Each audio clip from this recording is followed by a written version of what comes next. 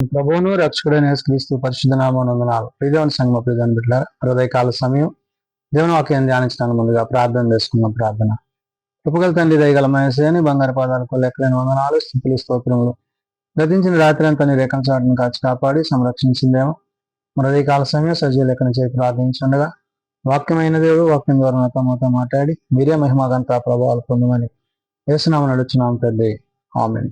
ప్రియదేవుని సంగమ ప్రియదేవుని బిడ్డల నేడుదనికి ఏర్పాటు చేసిన దేని వాక్య భాగము అపోస్తలుడైన పౌలు తిమోతికి రాసిన మొదటి పత్రిక 5వ అధ్యాయము 17 నుంచి 21 వచనాలు ధ్యానం చేసుకున్నాము. అపోస్తలుడైన పౌలు తిమోతికి రాసిన మొదటి పత్రిక 5వ అధ్యాయము 17 నుండి 21 వచనంలో ఈ విధంగా రాయబడినవి. బాగుగా పాలన చేయు పెద్దలను విశేషముగా వాక్యమందును ఉపదేశమందును ప్రయాసపడు వారిని రెట్టింపు సన్మానమునకు పాత్రులుగా ఎంచవలెను. పౌలు పరిచర్య ధర్మములో పెద్దలైన వారిని గౌరవించే విధానాన్ని, పెద్దలైన వారు ఎటువంటి గౌరవాన్ని కలిగి ఉండాలో, సంఘములో సమాజములో దేవుని యొక్క ప్రేమను అనగా ప్రభు యొక్క చిత్తాన్ని జరిగించుటలో పరిచర్య ధర్మంలో వారి యొక్క పాత్రను గురించి మాట్లాడుతున్నాడు ఇక్కడ. అంటే నేడు మనము దేవుని సన్నిధిలో ఉన్నప్పుడు ఎట్టి రీతిగా మరి పెద్దల పట్ల గౌరవాన్ని విధేయతను కలిగి ఉండాలో తిమోతికి నేడు సార్వత్రిక సంఘానికి పౌలు చెప్తున్న మాట. అందుకనే బాగుగా పాలన చేయి పెద్దలను అంటున్నాడు. బాగుగా అంటే స్వనీతి లేని వారిగా, నీతిని అనుసరించే వారిగా, దేవుని యొక్క ఉద్దేశాన్ని చిత్తాన్ని జరిగించేవారై ఉండాలి. తమ సొంత ఆలోచనల చేత కాక క్రీస్తు ప్రేమను బట్టి వారు జీవించాలి. విశేషముగా వాక్యమందును ఉపదేశమందును అంటున్నాడు. అంటే వారు ఎలాంటి వారై ఉండాలి? దేవుని వాక్యాన్ని పఠించుటలో, ధ్యానించుటలో, దాన్ని విశ్లేషించుటలో, దేవుని యొక్క ఉద్దేశాన్ని తప్ప మరి వారి యొక్క ఉద్దేశాలు కాదు. కాబట్టి ఇక్కడ విశేషంగా వాక్యమందు ఉపదేశమందును ప్రయాసపడు వారిని అంటున్నాడు. ప్రయాసపడడం అంటే ఏమాత్రము వెనుదిరగక క్రీస్తు యొక్క పరిచర్యలో వారు ఎట్టివారై ఉన్నారో గుర్తు చేస్తున్నాడు.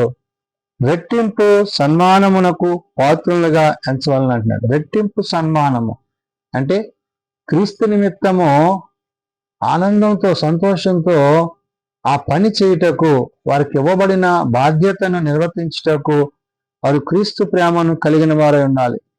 ఈ విధంగా పౌలు తిమోతికి చెప్తూ, ఇందుకు 100 ఎద్దు మూతికి చిక్కము వేయవద్దు అని లేఖనము చెప్పుచున్నది, మరియు పనివాడు తన జీతమునకు పాత్రుడనియు లేఖనము చెప్పుచున్నది. ఇక్కడ 2 విషయాలను పౌలు తిమోతితో ప్రస్తావిస్తున్నాడు. ఒకటి, 100 ఎద్దు మూతికి చిక్కము వేయొద్దు అన్నాడు. అంటే ఏంటి? కళ్ళము తొక్కుచున్న ఆ యొక్క ఎద్దుకి ఏమట్టకూడదంట?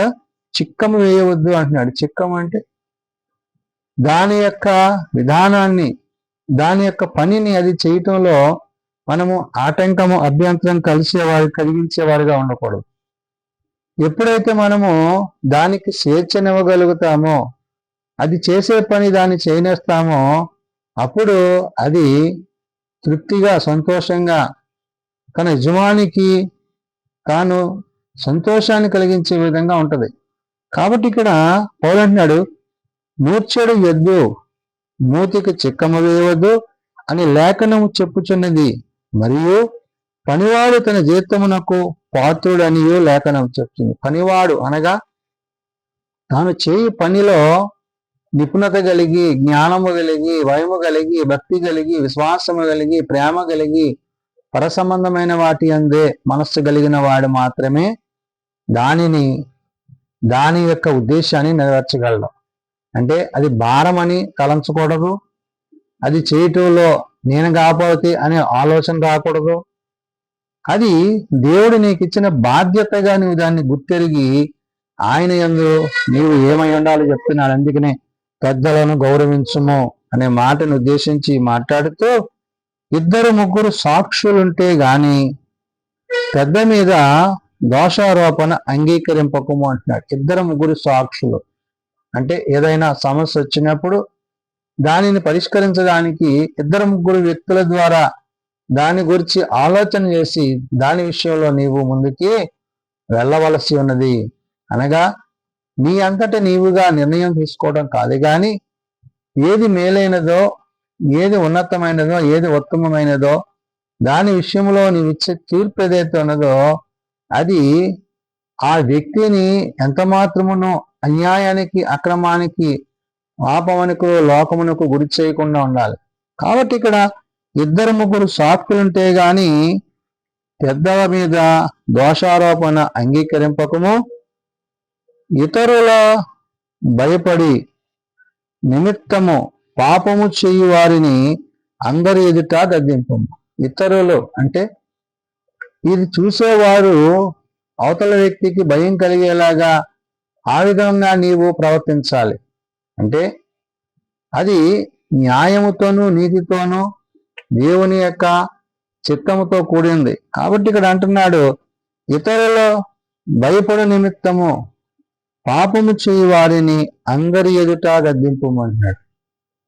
పాపం ఎవరైతే చేస్తారో వారిని వెంటనే అక్కడ నువ్వు శిక్షించి, గద్దించి, బుద్ధి చెప్పి, మారు మనసు వచ్చేలాగా నీవు నీ క్రియలు ఉండాలి. ఇది పెద్దను గూర్చిన ఆ గౌరవాన్ని, ఆ యొక్క విలువను గూర్చి పౌలు తిమోతికి నేడు సార్వత్రిక సంఘానికి చెప్తూ, మరి విరోధ బుద్ధితోనూ నైనను పక్షపాతముతోనైనను ఏమీ చేయక నేను చెప్పిన ఈ సంగతులను గైకొనవలనని దేవుని ఎదుటను క్రీస్తు యేసు ఎదుటను ఏర్పరచబడిన, మరి దేవుని యొక్క ఎదుట క్రీస్తు యేసు ఎదుటను ఏర్పరచబడిన దేవదూతల ఎదుటను నీకు ఆనబెట్టుచున్నాను అంటున్నాడు. ఇక్కడ తన మాట తీరు గాని, తన ప్రవర్తన గాని, తన ఆలోచన విధానం గాని ఇవన్నీ కూడా పరసంబంధమైనవిగానే ఉండాలి.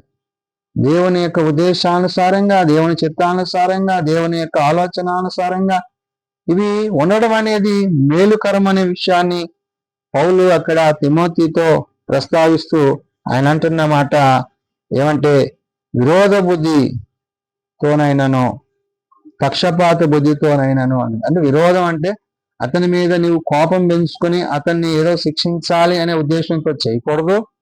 రెండోది, పక్షపాతం చూపించకూడదు. అతని మీద నీలో ఉన్న ఆ ద్వేషాన్ని, కోదాన్ని ఎవరి ద్వారా అతని మీద నువ్వు ఆ యొక్క పగ తీర్చుకునే ఉద్దేశం కలిగి ఉండకూడదు. ఏమీ చేయక నేను చెప్పిన ఈ సంగతులను గైకొనవలెను అంటున్నాడు. ఎవరు? పౌలు అంటున్నాడు, దేవుడు ఏదైతే నీకు చెప్తాడో ఆ ప్రకారం నువ్వు చేసి దేవుని యొక్క చిత్తాన్ని, నీకు ఇవ్వబడిన ఆ యొక్క అధికారాన్ని, పెద్దరికాన్ని బట్టి అంటూ ఈ సంగతులను గైకొనవలనని దేవుని ఎదుటను క్రీస్తు యేసు ఎదుటను అన్నాడు. అంటే తండ్రి ఎదుట, కుమారుని ఎదుట, ఏర్పరచబడిన దేవదూతల ఎదుటను నీకు ఆనబెట్టుచున్నాను అంటాడండి. పరసంబంధమైన తండ్రితో నీవు సహవాసాన్ని కలిగి ఉండాలి. రెండవది, ప్రభు అయిన క్రీస్తు యొక్క మాటను బట్టి. మూడవదిగా అక్కడ అంటున్న మాట దేవదూతల ఎదుటను ఆనబెట్టుచున్నాను అంటున్నాడు. ఒక మాటలో చెప్పాలంటే, మరి పాపం చేసిన మరి ఆ యొక్క స్త్రీని ఎలాగైతే వారు మోషే ధర్మశాస్త్ర ప్రకారం శిక్షించాలని ప్రభు దగ్గర తీసుకొచ్చారో, ఆ పాపాత్మురాలే స్త్రీ విషయంలో ప్రభు అక్కడ నేల మీద వంగి ఏదో రాసినప్పుడు ఎవరి మట్టికి వారు, ఎవరు పాపం చేయని వాళ్ళు మొదట రాయి అయినప్పుడు ఎలాగైతే తిరిగి వెళ్ళిపోయారో ఆ విధమైన తీర్పుని తీర్చేవాడిగా ఉండాలి. అంటే దేవుడు అక్కడ ఏం తీర్చాడు? అందరూ పాపం చేశారు, అందరూ అక్రమం చేశారు, కాబట్టి వారు ఆమెకు శిక్ష విధించలేదు. మోషే ధర్మశాస్త్ర ప్రకారం రాళ్లతో కొట్టి చంపాలన్న ఉద్దేశాన్ని పక్కన పెట్టి ఎవరి మట్టుకు వాళ్ళు వెళ్ళినప్పుడు వెంటనే ప్రభు కూడా ఆమెను క్షమించి, ఎవరో నీకు తీర్పు తీర్చలేదా అని ప్రభు అక్కడ ఆమెనని ఇక మరలా పాపం చేయకమని క్షమించి పంపించాడు. అంటే ఈ యొక్క విధానాన్ని ప్రభు కలిగి ఉన్నారు కాబట్టి పౌలు దీన్ని ఉద్దేశించి ఇక్కడ తిమోతితో ఈ మాటను ఉద్దేశిస్తున్నారు. అందుకనే ఈ సంగతులను గైకొనవాలనని దేవుని ఎదుటను క్రీస్తు ఎదుటను ఏర్పరచబడిన దేవదూతల ఎదుటను నీకు ఆనబెట్టుచున్నాను అన్నాడు. కాబట్టి పౌలు తిమోతికి చెప్పిన ఆ మాటలు నేడు సార్వత్రిక సంఘానికి తెలియజేసే ఉద్దేశం ఏంటంటే, నీవు సంఘం ఎదుటను సమాజం ఎదుటను నీవు దేవుని యొక్క ఉద్దేశాన్ని కలిగి ఉండాలి తప్ప దేవుని ఉద్దేశాన్ని కాకుండా నీ సొంత జ్ఞానాన్ని తెలివిని ఉపయోగించి నీవేమాత్రమును ప్రవర్తించకు, నిర్ణయాలు తీసుకోవద్దు. అది దేవుని చిత్తానికి దాన్ని అప్పజెప్పవలసిందని పరిశుద్ధాత్మ దేవుడు భక్తుడైన పౌలు ద్వారా తెలియజేస్తున్న మాటలు. ప్రార్థన చేసుకుందాం. మమ్మల్ని మిక్కిలిగా ప్రేమించిన మా తండ్రి, కృప కలిగిన దేవ, అవును నాయన, అధికారమును ఆధిక్యతను అయా పెద్దలను గౌరవించే విధానంలో నీవు ఆనాడు తిమోతికి పత్రిక రాస్తూ, ఆనాడు తిమోతికి కాదు నేడు సార్వత్రిక సంఘంలో ఉన్న ప్రతి విశ్వాసి కూడా ఎట్టి రీతిగా తాను ప్రవర్తించాలో జీవించాలో తెలియజేస్తావు.